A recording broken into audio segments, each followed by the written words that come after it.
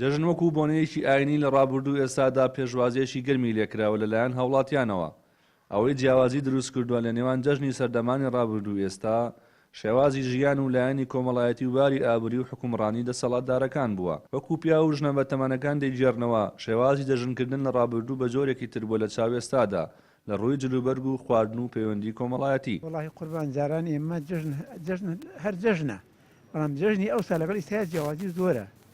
ئێمە ئەو قەتەر لادیە بووین کە جژنە هات ئێمە هەموو دیەکە وامانزانی یەک ماڵە یەک عایلەیە بەناوکە گەڕێن چۆمانەکە ڕەحم زیاتر بوو، عایلە زیاتر بوو، هاتووە زیاتر بوو، کەسایەتی زیاتر بوو، خۆشەویستی زیاتر بوو، هاوسێتی زیاتر بوو.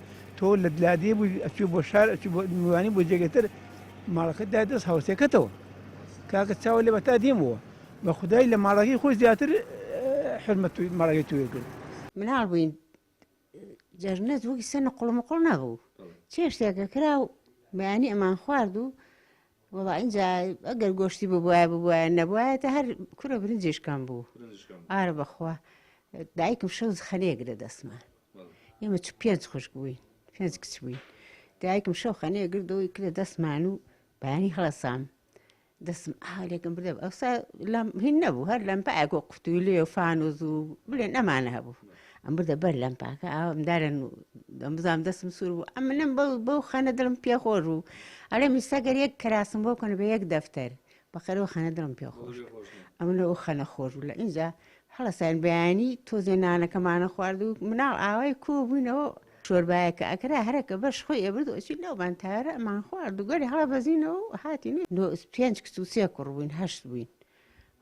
ئیتر ئەم مناڵەیەکی داوای کراسی چی بۆ جەژنە بەخوا لە ژیانمانە کراسی شتمان نەکردو بۆ جەژنە کراسی چی دوو هەر ئەوە بوو نەبوو هەموو وابوو نەک بڵێن هەر ئێمە چونکم ئام بوو هیچ عیبە نەبوو. حاجی هیلال کە لە ساڵی 1956 لە چەمچەماڵ دەژێت بیرەوەرەکانی بۆ پێیان دەژێڕێتەوە باسی ئەوە دەکات کە لە کۆندا خەڵکی گوندەکان لە ڕۆژانی دەژندا جگە لە گوندەکەی خۆیان بەپێ سەردانی گوندەکانی نزیک خۆیان کردووە.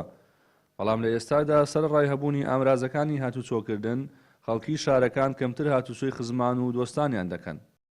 لە 56ەوە لە چەمچەماڵ دەژنی کۆن لەگەڵ ئێستا تەبعاً ساڵ بە ساڵ لەم زمانەیە فەرقیە نەک 50 ساڵ پێش است.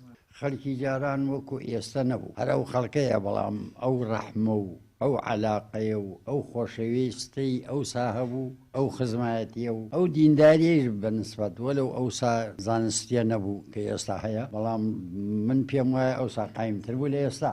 خەڵکی دەیەکە بەیانی شۆربەکەی خوارد ئیتر ماڵ بە ماڵ ئاهات ئەگەر 20 ماڵ وایە هەر بیستی بە یەکەوە ئەچوونە ماڵەکە هەر بیستی بە یەکەوە. گەرێکیان نەخۆش وایە سەردانیە کرد ئەگەر پێویستی بە هاوکاریە وایە هاوکاریانە کرد هەرێک بە گوێرەی توانای بۆ جژنی هەراکەزار لای کەمینیوەی دەیەکە بۆ دەیە هاوسەکانمان ئەوان هاتوون ئێمە ڕۆیشتوین بۆ نمونە ئێمە لە قرەتامۆر بووین چوینە بۆ هەکرد چوینە بۆ عەلیمەسوور ئەوان هەر هاکەزاوەکو ئێمە هاتوونە.